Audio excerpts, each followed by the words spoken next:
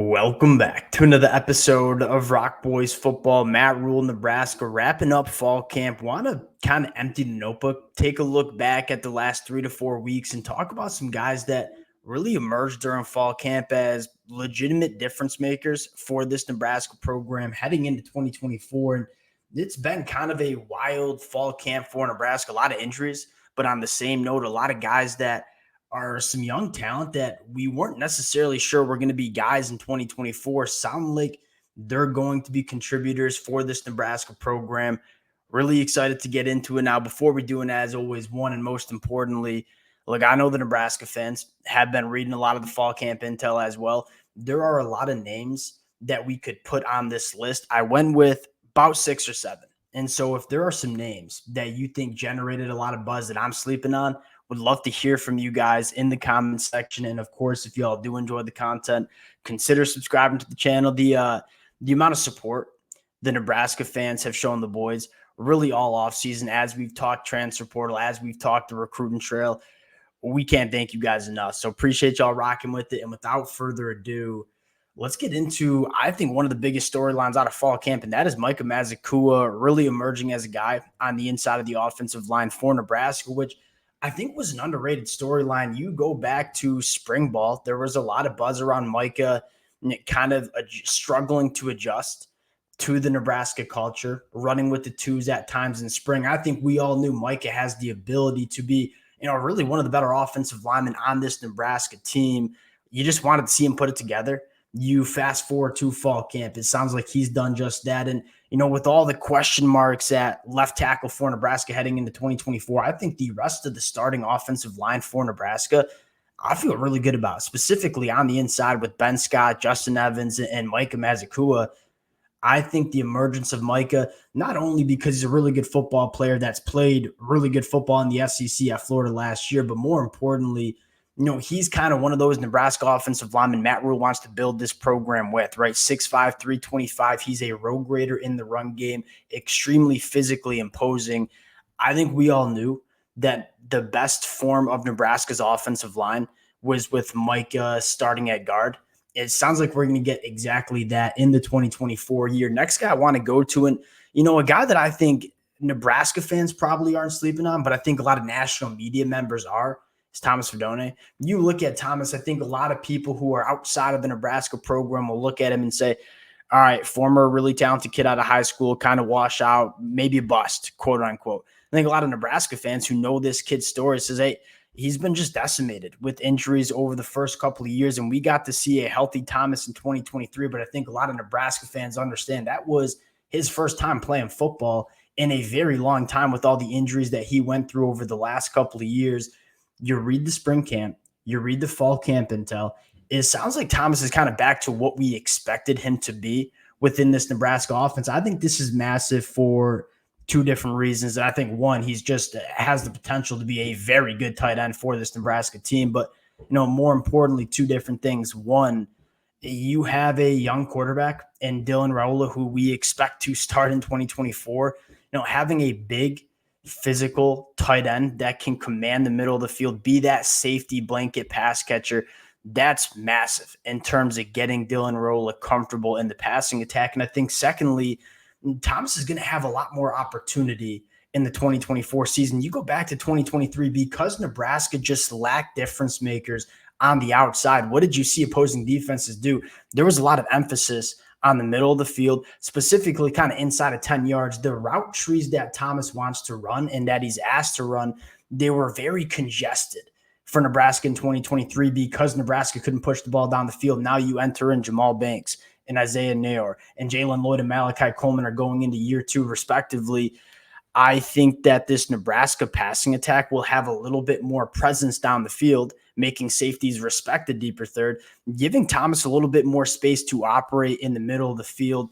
If you get that for Nebraska in 2024, that might be one of the biggest storylines for this Nebraska offense. Last guy on offense that I want to talk about, true freshman Jakori Barney Jr. And we've talked a lot about him over the last couple of weeks. What I think is so exciting about Jakori is we're not going to have to thrust him into the fire like we did with Jalen Lloyd and Malachi Coleman last year. He doesn't need to play if he's not ready. He doesn't need to be on the field for concepts and plays that he's not comfortable with as a true freshman. That being said, he offers a skill set that I think Nebraska sorely missed in 2023, and that is that playmaking ability, right? Jakori Barney is one really smooth. The body control is incredible when the football is in the air. He can create separation, but I think the best asset he brings to Nebraska is what he can do after the catch. Nebraska didn't have any of those difference makers last year where we could get an end around or a screen to and have someone make people miss and just let good things happen.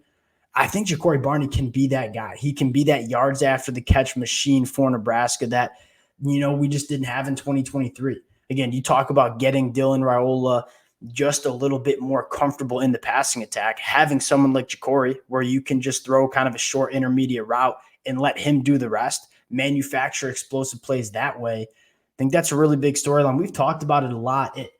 There are a couple of different ways you can create explosive plays on the offensive side of the football and the passing attack. One is working the ball vertically down the field. We know Dylan Rhule certainly can throw the deep ball. Now we have wide receivers that can work vertically down the field. You can manufacture explosive plays with air yards, but you also can manufacture explosive plays by getting your footballs to the playmakers in space and letting them do the rest. I think Jakori Barney can do that for Nebraska in 2024.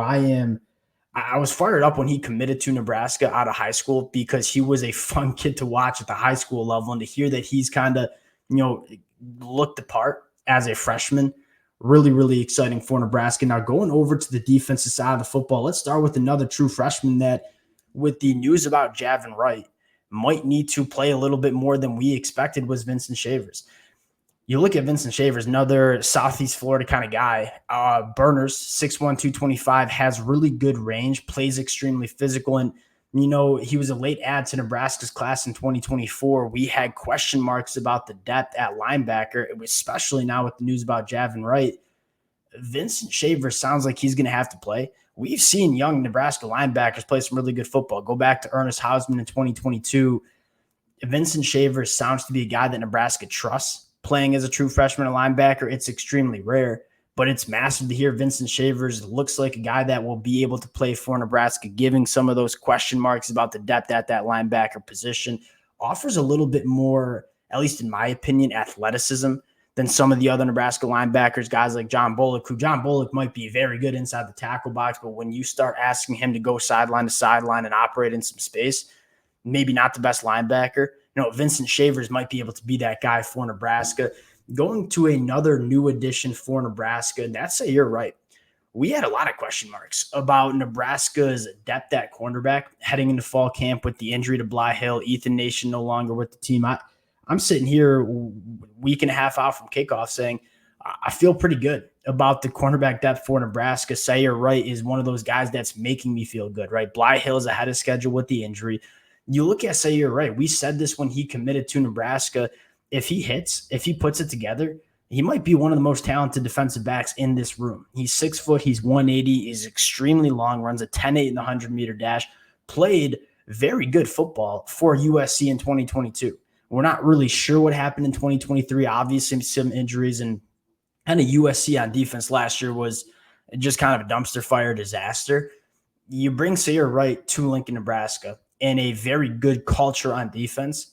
If you get the best version of Youre Right, this kid is an all Big Ten cornerback, at least in my opinion. And it sounds like he's running with the ones and being a guy that Nebraska can lean on early, which was probably our biggest question mark. Had nothing to do with the talent, had a lot more to do with, hey, you're going to have a month and a half before you have to strap up and play in this Nebraska defense. Are you going to be ready to go? And it sounds like he might be ready to go, which I think is really important for Nebraska at the boundary cornerback spot. And it's going to be interesting. You see Marquise Buford getting some reps. I think might be expected to be that cornerback too, opposite Tommy Hill, Jeremiah Charles, Larry Taggart. I mean, there are a lot of guys that are generating some buzz in that cornerback room, but Youre Right's been probably the one that's caught my eye the most because we've seen him play at a high level at the Power 5 level. Last guy we got to talk about, Riley Van Poppel, and I think one of the biggest storylines that Nebraska fans might be talking about, but not enough national media analysts talk about, is the depth on the defensive line. Yeah, same as a Michigan fan myself, we have the same question mark heading into 2024 where, hey, we love Mason Graham, Kenneth Grant. Nebraska loves Nash and Ty. What does it look like when Nash and Ty aren't on the football field? It was a problem last year for Nebraska, forcing Ty Nash to play way more snaps than you should be asking 300-plus pound bodies to play. Riley Van Boppel sounds to be a guy that you're going to be able to lean more on in 2024. Riley Van Boppel played awesome last year as a true freshman playing on the inside of the defensive line. He's put on a little bit more weight, truly looks like an interior defensive lineman at the Big Ten level. I think that this is huge for two different reasons. One, you could be getting a really good football player in Riley Van Boppel, but more importantly, you're going to maximize Nash and Ty a little bit more. You go back to Nash and Ty last year, I think both of them played over 500 snaps. If you're able to give a little bit more of that workload to Riley Van Boppel, keep Ty Nash a little bit more fresh throughout games, I think that both of those guys will play better as well.